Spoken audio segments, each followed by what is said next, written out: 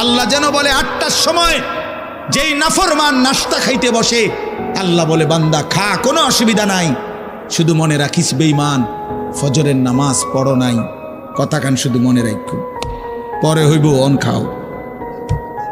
রাত 10টা বাজে যেই নাফরমান ভাত খাইতে বসছে, আল্লাহ তাআলা যেন ডাক দিয়ে বলছে বেঈমান খা, ভাত খা, খানা আমি আটকাইতাম না, শুধু মনে রাখিস এশার নামাজ পড়স নাই, ভাত খা বেঈমান, খানা আটকাবো না, খানা আমি জন্তু জানোয়াররাও খাওয়াই, তোরে খাওয়াবো না কেন?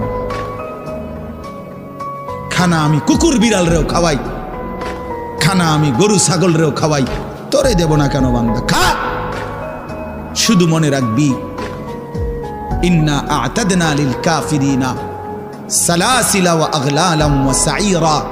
আল্লাহ বলে প্রতিটা নাফরমানের জন্য আমি রেডি রাখছি আগুনের শিকল এবং আগুনের বেড়ি এবং জাহান্নামের আগুন।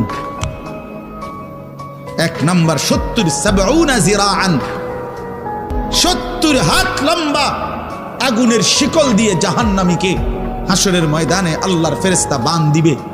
1 2 নাম্বার 2টা হাত। দোস্ত দেখেন শুধু আমার দিকে, সূরা ইয়াসিনে আছে ইন্না জাআলনা ফি আ'নাকিহিম আগলালান ফাহিয়া ইলাল আদকানি ফাহুম মুকমাউন।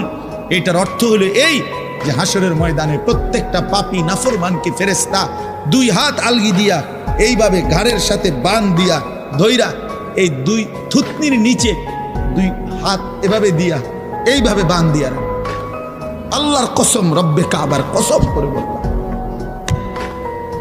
এইভাবে বাঁধ দিবে। আর কোনোদিন বেঈমান চোখটাও নিচের দিকে নামাইতে পারবে না, কারণ এই থুতনি তো উঠাই দিছে উপরের দিকে, এটা দিয়ে ঠেলা দিয়া। এটা অর্থ হলো আগলা আলাম। এই আয়াতের সূরা ইয়াসিনের এই আয়াতের অর্থ এটাই, ইন্না জাআলনা ফি আ'নাকিহিম আগলালান। আল্লাহ বলছে বান্দা আমি দেখাবো। আল্লাহ ডাক দিয়ে বলে ভাই আমারও তোমারও, জওয়ানকেও বুড়োকেও। আল্লাহ বলে বান্দা কি মনে করছো আমি রহমান না? ঠিক আছে, তুমি কি এটা শোনো নাই আমি যে কাহ্হার? তুমি তো শুনছো আমি রাহিম, তুমি কি শোনো নাই আমি জব্বার?